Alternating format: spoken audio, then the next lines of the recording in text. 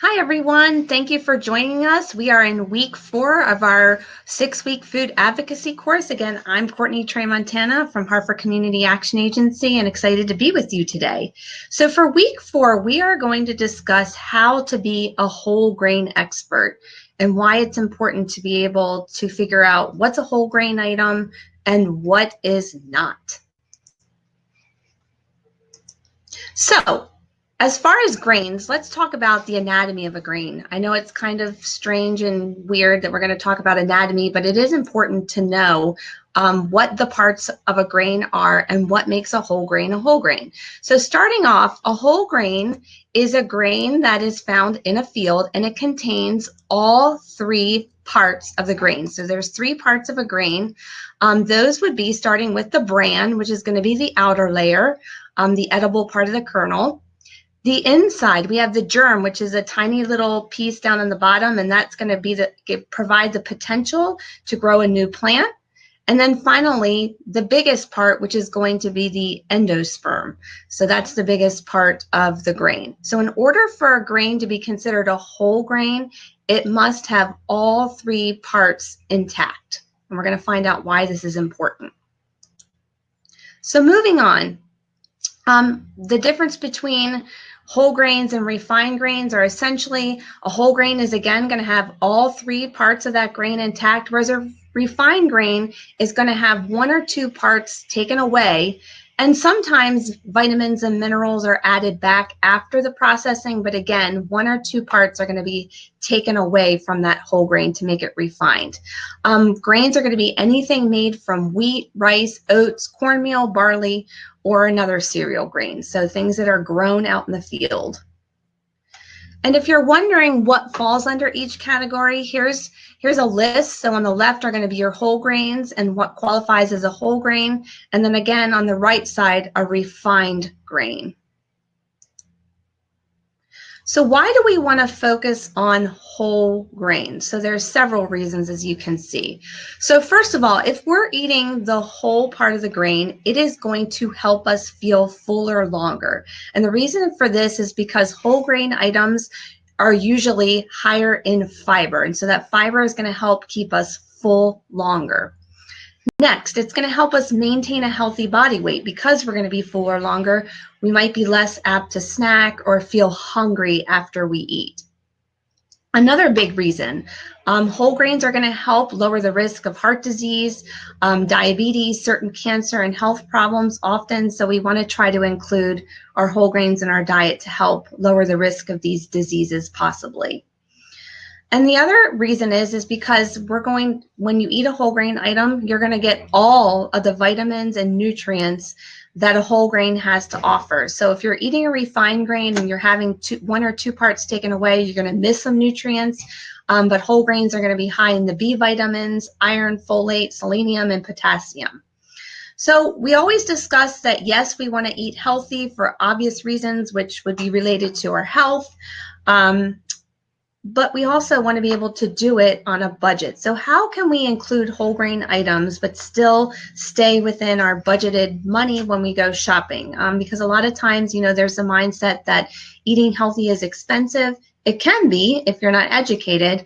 But here's a couple tips with whole grain. So first of all, focus on store brand whole grain items. So looking for those pastas and the cereals and the rice that are going to be the store brand. So typically you're going to save about half of whatever the price of a name brand is if you're going to focus on the store brand. A lot of times too, they're going to taste pretty similar. Now I always advise people, once in a while, there's going to be that item that you just really enjoy the name brand. So go ahead and buy that, but where you can save, buy store brand.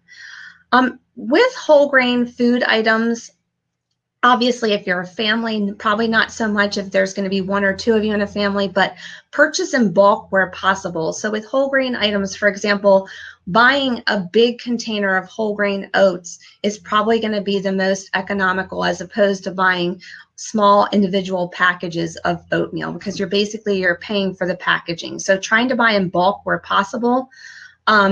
And that goes to the last point, which is if you're buying it in the whole form, it's going to be less packaging and typically cheaper. So let's talk about refined grains for a minute. Again, refined grains have been milled, and usually the germ and the bran have been removed. And so also a little bit of the fiber is going to be gone as well. It typically has a finer texture, and also, I guess the one benefit, you know, pros and cons to everything, it's going to have a longer shelf life typically because it's been processed. Enriched grains. So obviously when you take away some of those layers of the grain, one or two of those layers, you're going to lose some nutrients. But a lot of times, for example, in breads these days, those nutrients are replaced after the fact. And typically they will add folic acid and iron, which don't occur naturally in that product. So another important thing when we're looking at whole grains versus enriched grains, how can we do that? How can we tell what is a whole grain versus an enriched grain or refined grain? And not necessarily by looking at it. So we really have to dig a little bit deeper. So any whole grain listed after the first ingredients could just be a very small part of the product. So we want to make sure that we're looking at an item that says whole and then the name of a grain or the word grain first, okay? Also, just because it says wheat, honey wheat, or multigrain doesn't mean it's whole grain. So it can simply have wheat as a part of the product. It can have many types of grains, but it doesn't mean that that product was made with a grain that consisted of all three parts. So looking beyond and making sure that it does say whole grain first. Also, a lot of times we're fooled by, especially with breads and pastas that look healthy. So just because something is brown, just because it looks healthy, does not mean it's a whole grain. So those items can have been dyed, have caramel added, sugars. So we want to really be sure that we're looking beneath the label to make sure that it is a whole grain item. So choosing whole grain foods. So again, they're a big source of nutrients, especially those B vitamins. You know, you want to make sure that you're handling with care. So they typically do need to be cooked. And they can spoil, so making sure that you're using them in a timely fashion. And so here's another list of 10 tips that can help you when searching for whole grains and including them in your diet. So again, searching the labels. So you want to make sure that it says the word whole first. And so that's 1 and 2. So we want to be looking at the ingredients and we want to make sure that whole is listed first. If we can, choosing whole grains at school, so choosing, you know, perhaps whole wheat bread rather than white bread. Also, be looking at the label to find the fiber content. So usually a whole grain item typically has double the amount of fiber. So we want to look for a product that has at least 3 grams of fiber per serving. And if it contains 5 or more, that is great. So number 5, and this would be something that you would always discuss with your doctor or a dietitian, somebody that is a specialist in that field. So there are some people who need a gluten-free diet because they would be allergic to wheat. So you might be able to eat whole grains, just definitely not wheat if you're on a gluten-free diet, but always run that by your doctor prior to deciding if you do have gluten allergies. So that's always your best source is your doctor. We definitely want to check for freshness and store them properly. So 6 and 7, so making sure we keep a lid on it. So a lot of times containers with tight lids are very good, and keeping those items in a cool, dry location. Obviously, like we said earlier, you know, buying in bulk is a great way to save money. But again, you know, we want to make sure that we buy what we need. So make sure that it works for your family and your family size and needs. Wrap it up. So number 9, whole grain bread is best stored at room temperature. Again, packing it tightly. So if you're going to store it in the refrigerator, make sure you wrap it to store it there so that it stays tight, because you will notice that whole grain items actually do in your body break down quickly. That's what's going to help you feel fuller. But you know, we want to make sure that we're storing them properly. And what's the shelf life? So again, just paying attention to that. So Okay, next we are going to move on to our recipe demo today, which is going to be a very simple trail mix. And I like the trail mix idea for a couple of reasons. First of all, you can change up the ingredients for your trail mix to suit what your family likes, to suit what you already have in the house. And also, it's a great way to include children over the age of 4 to help with this recipe in the kitchen. So finally, the other reason I like this trail mix idea is because it helps with teaching children in the kitchen how to measure out items. So noticing, what do we want more of? We want more of the healthier items, less of the unhealthy items. So for example, if you wanted to include candy in yours, you certainly could, because it's your trail mix, but focusing on keeping that as a smaller portion. So it's a great way to introduce kids to measuring into portions. So let's get ready to watch a trail mix being made with my son, Joey.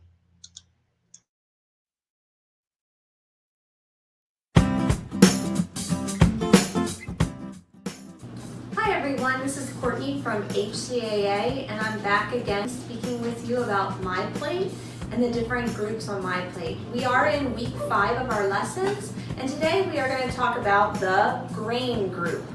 And My Plate tells us that a quarter of our plate should be grains, but even more specifically that half of those grains should be whole grains.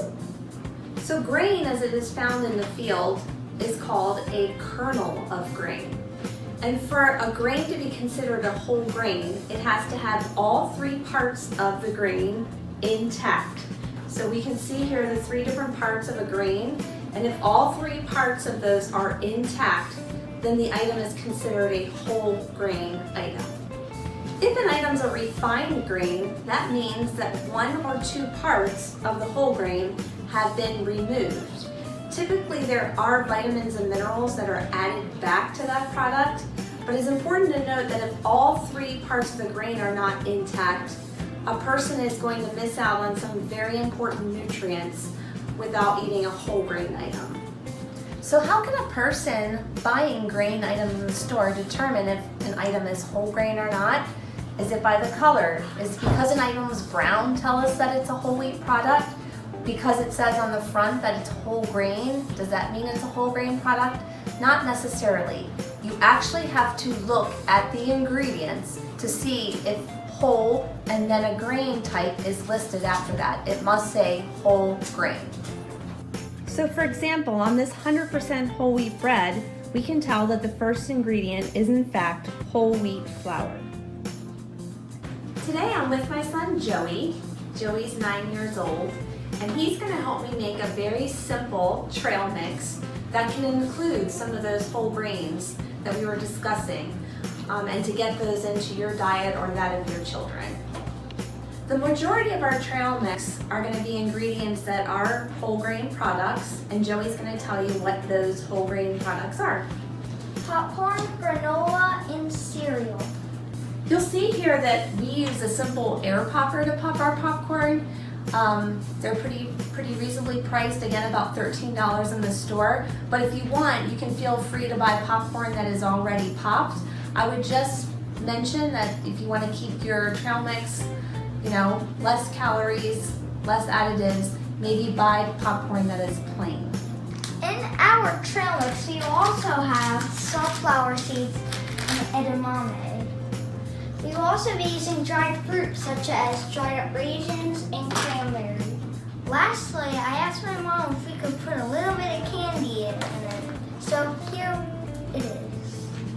Before doing kitchen work, wash your hands with soap and water. First, turn your popper on, then pour your seeds up here. Be careful, make sure you do it with appearance because it gets hot. Oh, it's starting to smell really good. Set up your ingredients. So the way I like to set up our trail mix ingredients is by measurements. So for example, the items that we want the most of in our trail mix, or the items that are going to fill us up, we're going to have the biggest measuring cup, so it takes up most of the trail mix. So we have a cup, for example, of our popcorn. We're going to move down to a half cup of our granola and our cereal that we've combined. The next is going to be the edamame and also the sunflower seeds. It's going to be a third cup. Next, our dried fruits, so our cranberries and raisins, which is going to be a quarter cup. And then finally, Joey, you can lift up that measurement. So we have just a tablespoon of our candy. So for example, we want to keep it on the healthier side, healthy being relative. We want more of the popcorn and less of the candy. And now we set up the trail mix the way I like it best. Close up the bag and shake it so it all mixes up. It is called trail mix, you know. Well, that concludes our trail mix making video today with my son Joey. I hope you enjoyed it. I really like this recipe because, as you can see, there's a variety of items that you can use for it. So if there's something that you don't prefer here, you can switch it out with something else. But a lot of different items that you can use. The other thing that's great about it is that, as you can see, your children can help you with it. So a very good recipe to make and pretty reasonably priced. Take care and be well.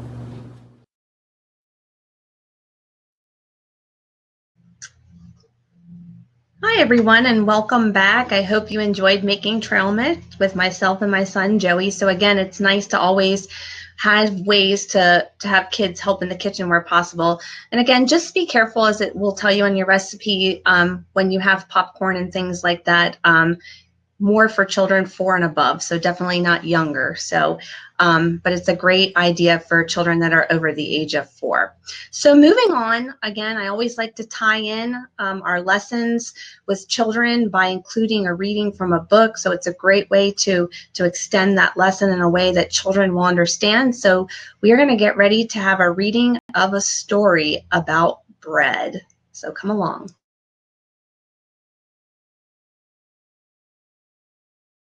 Welcome to Storytime with Miss Melange. The title of our book is Bread, Bread, Bread by Ann Morris. Photographs by Ken Heyman.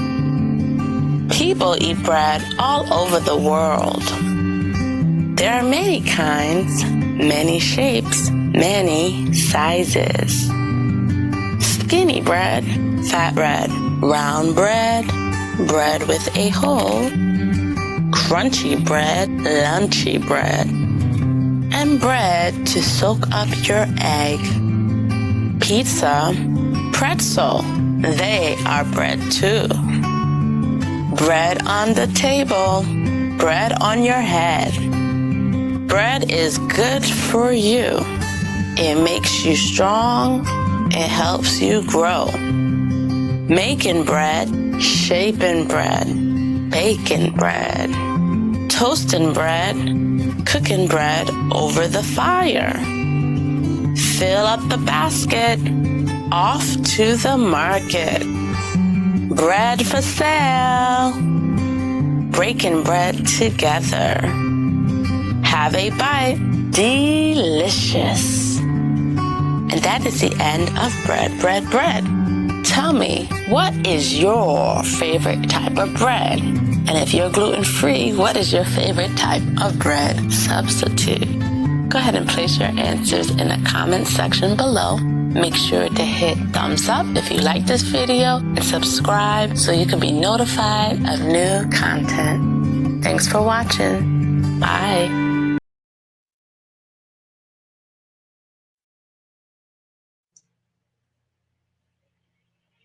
Well, I hope you enjoyed the reading of Bread, Bread, Bread. I love that one.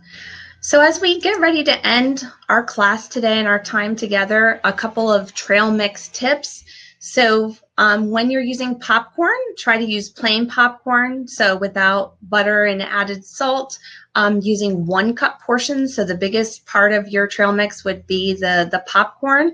Also, use any whole grain, low sugar cereal, and again, measuring 1 cup portion, so that is the bulk of your trail mix.